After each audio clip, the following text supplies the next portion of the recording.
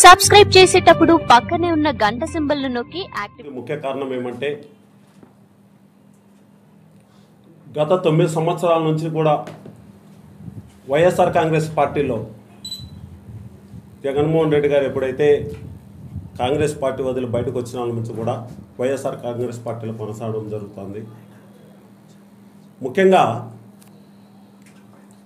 ఈరోజు వరకు పార్టీకి క్రమశిక్షణ గల కార్యకర్తగా ఎన్నో రకాలైన ఇబ్బందులు వచ్చినా కూడా నేను ఈ విషయం మీద ఎక్కడ అన్నీ కూడా కడుపులో పెట్టుకొని కూడా జగన్మోహన్ రెడ్డి గారు ముఖ్యమంత్రి కావాలనే ఏకైక లక్ష్యంతో ముందరపడడం జరిగింది. కానీ ఈరోజు నేను తలుపుల మండలంలో నా సొంత మండలం అయినటువంటి తలుపుల మండలంలో పొరుగుట్టుపల్లి గ్రామం మా నాన్న ఒక చిన్న ఆర్టీసీ కార్మికులు బిడ్డగా పుట్టిన నేను ఈ రోజు వరకు ఆల్మోస్ట్ దాదాపు 2011 నుంచి పార్టీలో అన్ని రకాలైనటువంటి యాక్టివిటీస్తో పాటు ముఖ్యంగా సింగిల్ ఇండివిజువల్ ఎలక్షన్లు కావచ్చు, పంచాయతీ ఎలక్షన్లు, ముఖ్యంగా పంచాయతీ ఎలక్షన్లు అయితే జగన్మోహన్ రెడ్డి గారు అయితే అప్పుడు జైల్లో ఉన్నాడు. ఆ టైంలో 82 పంచాయతీలు 83 పంచాయతీలకు సంబంధించి మొత్తం ఎలక్షన్ అంతా కూడా ఆల్మోస్ట్ మేజర్ పార్ట్ నేను ఆ రోజు ఎన్నో కోట్లు ఇచ్చించి ఆ రోజు కార్యకర్తలను మొత్తం పంచాయతీల సర్పంచులు గెలిపించుకోవడం జరిగింది. అంతేకాకుండా పంచాయతీ ఎలక్షన్ల తర్వాత జరిగిన ఎంపీటీసీ ఎలక్షన్లు కావచ్చు, మున్సిపాలిటీ ఎలక్షన్లు కావచ్చు, పూర్తిగా అంటే 2014 కంటే ముందు జరిగిన ఎలక్షన్లు కూడా పూర్తిగా ఎదుర్కొని ఆర్థికంగా అందరికి భరోసా ఇవ్వడం కూడా జరిగింది.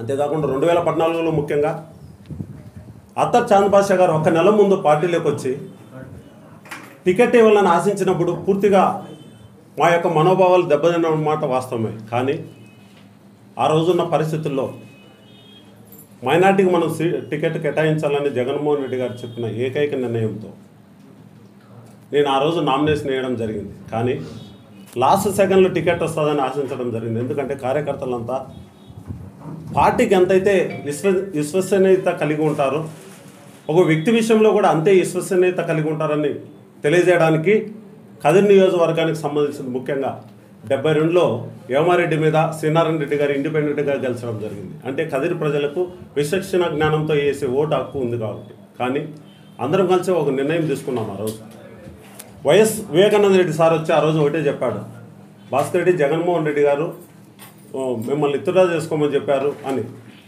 ఎందుకు చేసుకోవాలండి, ఈ రకంగా ఉన్నప్పుడు ఇబ్బంది కదా అంటే, సరే జగన్మోహన్ రెడ్డి గారి యొక్క ఆదేశాల మేరకు పెద్దరెడ్డి రామచంద్రరెడ్డి గారు మా గురువు అయినటువంటి సూచనల మేరకు భాస్కర్ రెడ్డి 2014లో నువ్వు విత్డ్రా చేసుకో, నీకు గవర్నమెంట్ వచ్చిన తర్వాత ఏదైనా నామినేటెడ్ పోస్ట్ ఇస్తామన్నారు. కానీ సార్ నాకేం అవసరం లేదు, 2019లో నాకు టికెట్ కావాలని ఆ రోజే చెప్పాను. ఆ రోజు వాళ్ళు ఒకటే చెప్పారు, వజ్రభాస్కర్ రెడ్డి నువ్వు అందరికంటే బెటర్ క్యాండిడేట్ అని 2019లో నువ్వు కానీ మా దృష్టికి వచ్చినట్లయితే ఖచ్చితంగా నీకు ఎమ్మెల్యే టికెట్ నీకే ఇవ్వడం జరుగుతుందని ఆ రోజు చెప్పడం జరిగింది. వైఎస్ఆర్ రాజశేఖర రెడ్డి సార్ జయంతి రోజు అయితే ఇంకా దారుణం. ఆ రోజు నేను స్టాచ్యూ దగ్గర పూలమాల వేసి వస్తే దౌర్జన్యంగా ఆ రోజు నా మీద దాడిని చేయడం జరిగింది. కానీ నేను ఆ రోజు కూడా ఎటువంటి పరిస్థితుల్లో ఎవరితో మాట్లాడలేదు. అంతేకాకుండా ఈరోజు పల్లెనిద్ర కార్యక్రమాలన్నీ ఎన్నో కార్యక్రమాలు ఆల్మోస్ట్ 6 నెలలు పల్లెనిద్ర కార్యక్రమాలకు పోతే ఈ పల్లెనిద్ర కార్యక్రమంలో ముఖ్యంగా కంప్లీట్గా నేను అక్కడికి వెళితే 2-3 దగ్గర ఉదాహరణకు మల్లెపల్లి అనే ఒక ఊర్లో ఒక ఎస్సీ క్యాండిడేట్లు పల్లెనిద్ర కార్యక్రమాన్ని ఎస్సీ కాలనీలు చేస్తే అక్కడ ఉన్న వాళ్ళను పూర్తిగా రెచ్చగొట్టి పల్లెనిద్ర కార్యక్రమానికి రాకుండా కూడా ఈ మధ్యకాలంలో నా మీద 2-3 సార్లు అటాక్ చేయడానికి కూడా వైఎస్ఆర్ కాంగ్రెస్ పార్టీ తరఫున ఈ నియోజకవర్గంలో ఉన్నటువంటి ఇన్ఛార్జ్ మనుషులు ఈరోజు ఎవిడెన్స్తో కూడా నేను బయటపట్టగలను. ఆ విషయాన్ని పక్కన పెడితే నేను ఒకటే చెబుతున్నా, ఇంత నిర్దాక్షిణంగా ఉదాహరణకి ఇన్ఛార్జ్ గారు ఉన్నారు వైఎస్ఆర్ కాంగ్రెస్ పార్టీలో, నేను కూడా పని చేసుకుంటూ పోతున్నా. ఈరోజు నేను గుండెల మీద చేసుకుని ఒకటే చెప్పగలను, ఇన్ఛార్జ్ గారికి అనే విషయం అంటే కత్తి డాలు 2 ఇచ్చారు చేతికి, కానీ నా చేతిలో ఏమి లేవు. కానీ ఆ రోజు పెద్దరెడ్డి రామచంద్రరెడ్డి గారు వైఎస్ వివేకానంద రెడ్డి గారు ఒకటే చెప్పారు, ఏమని, నువ్వు సమర్థమైన వ్యక్తివైతే సమర్థంగా నువ్వు బెటర్ క్యాండిడేట్ అంటే నీకు ఖచ్చితంగా టికెట్ ఇస్తామన్నారు. దానికి తగ్గట్టే నేను దాదాపు ఒక 3 సర్వేలు కూడా చేయించడం జరిగింది. 3 సర్వేలలో కూడా ఒక సర్వే అయితే విజయసాయి రెడ్డికి అన్యూన్యమైన శిష్యుడు, అతని యొక్క సర్వేని రాష్ట్రంలోనే కాదు తెలంగాణ రాష్ట్రంలోనే కేసీఆర్ కూడా అభినందించిన సర్వే కూడా ఇక్కడే ఉంది, నాగన్న అని. అతనితో నేను సర్వే చేయించిన నా యొక్క పొజిషన్ కూడా ఎంతో మెరుగ్గా ఉంది. నా పొజిషను మొదటి ప్లేస్లో ఉంటే ఇప్పుడున్న ఇన్ఛార్జ్ గారి ప్లేస్ 3వ ప్లేస్లో ఉందని ఈ సందర్భంగా తెలియజేస్తున్నా. అంతేకాకుండా నేను ఒకటే చెబుతున్నా, వైఎస్ఆర్ కాంగ్రెస్ పార్టీలో ఒక విచక్షణ జ్ఞానంతో ఈరోజు వరకు వ్యవహరించడం జరిగింది. ముఖ్యంగా నేను 2018 జనవరిలో నాతో పాటి దాదాపు ముఖ్య నాయకులంతా షాకిర్ గారు, జక్కల ఆదిశేషు గారు, మొత్తం ఎంతమంది అయితే ఉన్నారు ఇక్కడంతా, ఫరానా ఫయాజ్ గారు, హరిప్రసాద్ గారు, బత్తల హరిప్రసాద్ గారు, కుర్లి శివారెడ్డి గారు, నౌషాద్ గారు, జాఫర్ను, మొత్తం వైఎస్ఆర్ కాంగ్రెస్ పార్టీలో ఉన్న ముఖ్య నాయకులంతా కూడా ఇన్ఛార్జ్ పనితీరు మీద మరియు ఇన్ఛార్జ్ యొక్క ఒంటెద్దు పోకడల మీద మేము మిథున్ రెడ్డి గారికి ఈ లెటర్ ఇవ్వడం జరిగింది పూర్తిగా 1 సంవత్సరం కిందనే. దీంట్లో ఉన్న యొక్క ముఖ్య అంశాలు ఏమంటే, ఈరోజు దాదాపు 60% పీఆర్పీలు ఎవరైతే ఉన్నారో వాళ్ళను మాత్రమే క్యాడర్లన్నీ ఇవ్వడం జరిగింది ఈరోజు వరకు. మొత్తం ఇవన్నీ దీంట్లో ఉన్నాయి.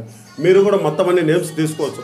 అంటే వైఎస్ఆర్ కాంగ్రెస్ పార్టీలో ఫస్ట్ నుంచి మేము ఉన్నాం 2012 నుంచి. ఒకటే ఆయన సిద్ధారెడ్డి గారికి నేను ఒకటే తెలియజేశాను, సిద్ధారెడ్డి గారికి ఒక లెటర్ కూడా ఇచ్చాను. మనం జగన్మోహన్ రెడ్డి గారిని ముఖ్యమంత్రి చేసుకోవాలంటే మనం అందరం కూడా క్యాడర్లు అందరం కలిసి చేసుకోవాలా, పోలింగ్ బూత్ కమిటీలు అందరం కలిసి చేసుకోవాలని ఎన్నోసార్లు చెప్పి లెటర్ ఇచ్చాను. జగన్మోహన్ రెడ్డి గారు ముఖ్యమంత్రి చేసుకోవాలంటే అందరూ నాయకులు పనిచేయాలని. ఒంటెద్దు పోకడలతో మొత్తం పీఆర్పీలో ఉండే వాళ్ళని 70% ఈరోజు మొత్తం పేర్లతో సహా చెప్పగలను. పీఆర్పీలో ఉండే వాళ్ళని 70% క్యాడర్లు వేయించుకొని అతను అనుగుణంగా అతని యొక్క క్యాడర్ పెంచుకున్నాడు. కానీ పార్టీకి సంబంధించిన వరకు ఎంతో ఇబ్బందికరమైన వాతావరణం సృష్టించి ఈరోజు వరకు ఒకటి దౌర్జన్యాలతో ఏమైనా చేయగలము అనే ఆలోచన కలిగి ఉంటే, లేదంటే దమ్ముగా ప్రెస్ మీట్ ఇస్తే ఎమ్మెల్యే కాగలడు అనే ఆలోచన కలిగి ఉంటే నాకు ఆ దమ్ము లేదు. లేదా 10 మందితో దౌర్జన్యం చేయించగలననే ఆలోచన ఉంటే 10 మంది దౌర్జన్యం చేయించే ఆలోచన నాకు లేదు. నాకున్న ఆలోచన అంతా ఒకటే, నా కదిరి నియోజకవర్గం, నా ఊరు బాగుపడాలా అనే ఉద్దేశంతో దాదాపు 9 సంవత్సరాల నుంచి 35,000 మంది కంటి ఆపరేషన్లు చేయించడం జరిగింది. దాదాపు 2,000 నుంచి 3,000 మందికి ఉద్యోగాలు ఇప్పించడం జరిగింది. ఈ రోజు వరకు ₹1 భోజనం, ఎంత దారుణం అంటే ₹1 భోజనానికి సంబంధించి మొత్తం పేపర్లలో ₹1 భోజనానికి సంబంధించి ఈనాడు, జ్యోతి, ఆంధ్రప్రదేశ్ అన్ని దానిలలో వస్తే ఈ సాక్షిలో మాత్రం ఆ రోజు డాబా ఓపెనింగ్ మాత్రమే వస్తారు. అభిరుచి డాబాని ఓపెన్ చేస్తే వైఎస్ రాజశేఖర రెడ్డి గారు వైఎస్ఆర్ క్యాంటీన్, మా తాత పేరు పెట్టుకోవాలా, మా నాయన పేరు పెట్టుకోవాలా, నేను వైఎస్ఆర్ క్యాంటీన్ అని నేను ఇది పెడితే వైఎస్ఆర్ క్యాంటీన్ అని పెట్టిన తర్వాత రాష్ట్రంలోని కానీ దేశంలో ₹1 భోజనం అనేది స్టార్ట్ చేయడం వైఎస్ఆర్ క్యాంటీన్ తరపు నుంచి కదిరి నియోజకవర్గంలో. ఇంత పెద్ద న్యూస్ను ఆ రోజు వదిలేసి అభిరుచి డాబాకు పోతే, ప్రైవేట్ కార్యక్రమానికి పోతే అది రాస్తారు సాక్షి వాళ్ళు. నేను ఒకటే చెబుతున్నా, 100% జగన్మోహన్ రెడ్డి గారికి తెలకుండా ఇన్ఛార్జ్ విషయం అనౌన్స్ చేసినారు ఎమ్మెల్యే టికెట్ అని నేను అనుకుంటున్నాను. ఎందుకంటే 1 సంవత్సరం క్రితం కూడా ఇదే మిథున్ రెడ్డి గారు వచ్చేసి సిద్ధారెడ్డి గారి యొక్క ఎమ్మెల్యే అభ్యర్థిత్వాన్ని గెలిపించాలని ఆ రోజు కూడా చెప్పడం జరిగింది. అందులో భాగంగా ఈరోజు కూడా చెప్పినాను మేము భావిస్తున్నాం. నిజంగానే మిథున్ రెడ్డి గారు చెప్పిన మాట ఏదైతే ఉందో అదే జగన్ గారు చెప్పిన మాట అయితే ఖచ్చితంగా 2019లో నా యొక్క అభ్యర్థిత్వం ఉంటుంది. ఖచ్చితంగా నేను ఎమ్మెల్యేగా పోటీ చేయడానికి సిద్ధంగా ఉన్నా. ఇప్పుడు ఒకటే మాట్లాడుతున్నారు, పూల శ్రీనివాస్ రెడ్డి గారు మొత్తం ఇదంతా సమన్వయం చేసేసి అందరినీ కలుపుతాడంట. ఏంది కలుపుతాడు ఆయన? ఏమి కలుపుతాడు చెప్పండి? ఆయన ఇక్కడున్న రెడ్డిస్ అంతా నా దగ్గర రికార్డులు ఉన్నాయి. సార్ ఒక్క మాట చెప్పు సార్, వాడిని వజ్రభాస్కర్ రెడ్డిని ఇంట్లోకి దూరి కొడతామంట. నేను నా వాకిళ్ళు ఎప్పుడు తెరిసే ఉంటాయి, రామన్ దూరి కొట్టమను. నువ్వు అంటూ ఉంటావే నా వాకిళ్ళు ఎప్పుడు తెరిసే ఉంటాయి, రామన్ నన్ను టచ్ చేయమని అని. నీకు పార్టీ బలం ఉంది, నువ్వు చెప్పచ్చు. నాకు ఎటువంటి బలం లేదు, కానీ నన్ను టచ్ చెయ్యి. కాళ్ళు చేతులు ఇంచుతారంట, మంచుకోటి ఎత్తుకొని పోతామన్న టచ్ చేయండి. మరి చెబుతా, వజ్రభాస్కర్ రెడ్డి అనే వ్యక్తి సౌమ్యంగా ఉండాడనే ఒకే ఒక ఆలోచన. ఎందుకంటే జగన్మోహన్ రెడ్డి గారు ముఖ్యమంత్రి కావాలనే ఉద్దేశంతో ఇన్నాళ్ళు నువ్వు ఎన్ని అరాచకాలు చేసినావు, 3 సంవత్సరాలు నువ్వు ఇన్ఛార్జ్ అయిన నుంచి ఈ రోజు వరకు ఎప్పుడేం చేసినావయ్యా? పెద్ద మనిషి, నాకు మన పాదయాత్రలో ₹1 భోజనం అంటే దానికి ఫ్లెక్సీలకు అడ్డం కడతావు. నేను ఎక్కడ బాలేపల్లి తాండాకపోతే పిల్లోళ్ళను ఉసుగొలిపి తాపి నా మీదకి పంపిస్తావు. మల్రెడ్డి గారిపల్లి ఎస్సీ కాలనీ తనకల మండలానికి పోతే ఆడ ఊరందరినీ ఉసుగొలపల్లని చూస్తావు. నేనేం పాపం చేసిన?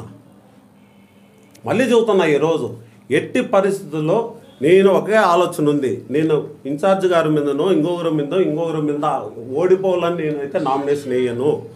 నేను గెలిచాలనే ఉద్దేశంతోనే ఖచ్చితంగా ఈసారి నా యొక్క నిర్ణయం అనేది ఖచ్చితంగా బరిలో ఉంటుంది. ఏ రూపంలో ఉంటుంది, ఏ ఫార్మేట్లో ఉంటుంది అనే విషయం అయితే మొత్తం మా కార్యకర్తలతో, నియోజకవర్గ నాయకులతో, ఎందుకంటే నాకు ఒక పెద్ద కుటుంబం ఉంది, 35,000 మంది కుటుంబం. ప్రతి ఒక్కరు నా నుంచి బెనిఫిట్ పొందినారు అంతో ఎంతో. దాదాపు 2,000-3,000 మందికి ఉద్యోగాలు ఇప్పించిన. దాదాపు ఈరోజు ఒక 2,000-3,000 మందికి పెళ్లిళ్ళు చేయడానికి నా వంతు కృషి చేసిన. ఆల్మోస్ట్ 40,000-50,000 మంది యొక్క ప్రతినిధుల కుటుంబం నాది ఈ కదిరి నియోజకవర్గంలో. వీళ్ళందరితో విసారించుకొని ఖచ్చితంగా 100% ఈసారి ఎమ్మెల్యేగా నిలవడం, ఎమ్మెల్యేగా నామినేషన్ వేసడం గ్యారంటీ, ఖచ్చితంగా బరిలో ఉండడం గ్యారంటీ, పోటీలో ఉండడం గ్యారంటీ. కానీ ఏ రూపంలో, ఏ ఫార్మాట్లో నేను పోటీలో ఉండాలనే విషయాన్ని అయితే ఖచ్చితంగా తెలియపరుస్తా. అంతవరకైతే ఇప్పటికీ నాకు ఒకటే ఆలోచన, వీలైనంత తొందరగా జగన్మోహన్ రెడ్డి గారు మొత్తం ఈ సర్వేస్ అన్ని చూసి, ఎందుకంటే జగన్మోహన్ రెడ్డి గారు కానీ మా పార్టీ కార్యకర్తలు కానీ నాకు ఒకటే నమ్మకం ఉంది, మనము సర్వే ప్రకారం టికెట్ అని ఎప్పుడైతే అన్నారో, నేను సర్వేలు చేయించుకున్న, దాదాపు 25-30 లక్షలు పెట్టి సర్వేలు చేయించుకున్నా. ఈ రోజుకి ఎందుకు ఈ సర్వేలు చేయించుకున్నా, వజ్రభాస్కర్ రెడ్డి నీ అభ్యర్థిత్వాన్ని 2019లో పరిశీలిస్తామంటే నా అభ్యర్థిత్వం ప్రజల్లో ఎంత ఉందని తెలుసుకోవడానికి నేను సర్వే చేయించడం జరిగింది. ఖచ్చితంగా నేను మరీ ఇప్పుడు చెబుతున్నా, 200కు 200% కదిరి నియోజకవర్గ ప్రజలకు కానీ, నా కార్యకర్తలకు కానీ, నన్ను నమ్ముకున్న నా వర్గానికి కానీ మొత్తం అందరికీ నేను ఒకటే తెలియపరుస్తున్నా, మీరు ఎట్టి పరిస్థితుల్లో నా బంధువుల పానం ఉందని చెప్పు 2019లో నామినేషన్ వేయడం గ్యారంటీ, ఎమ్మెల్యే బరిలో ఉండడం గ్యారంటీ ఈ సందర్భంగా తెలియజేస్తూ ఉన్నా. వైఎస్ఆర్ కాంగ్రెస్ పార్టీలో జగన్మోహన్ రెడ్డి గారు ఖచ్చితంగా నాకే టికెట్ ఇస్తాడనే ఉద్దేశంతో వీలైనంత 2-3 రోజుల లోపల నా పేరు అనౌన్స్మెంట్ వస్తుంది. ఎందుకంటే ఆయన సర్వేలు చూడలేదనే ఉద్దేశంతో ఉన్నా ఇప్పటికి. ఎందుకంటే ముఖ్యంగా విజయసాయి రెడ్డి గారి శిష్యుడు సర్వే అనేది చాలా ముఖ్యమైనది. దీంట్లో నా ప్లేస్ వచ్చి ఖచ్చితంగా మొదటి ప్లేసు, 3వ ప్లేస్ వచ్చి సిద్ధారెడ్డి గారిది. మిగతా దాని గురించి నేను మాట్లాడను, మీకంతా అఫీషియల్గా ఈ రిపోర్ట్ ఇవ్వడానికి కూడా నేను సిద్ధంగా ఉన్నా. అవసరం నారాయణ గారికి ఇమీడియట్గా మారిపేసి బత్తలింగరమణ గారికి ఇచ్చారు. 2 రోజుల్లో రాజకీయ పరిణామాలు ఏమన్నా జరగచ్చు. కాబట్టి కార్యకర్తలు ఎవరు, వైఎస్ఆర్ కాంగ్రెస్ పార్టీ కార్యకర్తలు ఎవరు బెదరాల్సిన అవసరం, చెదరాల్సిన అవసరం లేదు. అలాంటి ఆలోచన కాకుండా మిథున్ రెడ్డి గారు చెప్పిన ఆలోచనే జగన్మోహన్ రెడ్డి గారి ఆలోచన అయితే మాత్రం 100% నా కార్యాచరణ ఖచ్చితంగా ఏ రూపంలో ఉంటుందని తెలియపరుస్తాను. కానీ బరిలో ఉండడం అయితే గ్యారంటీని ఈ సందర్భంగా తెలియజేస్తున్నాను. సబ్స్క్రైబ్ చేసేటప్పుడు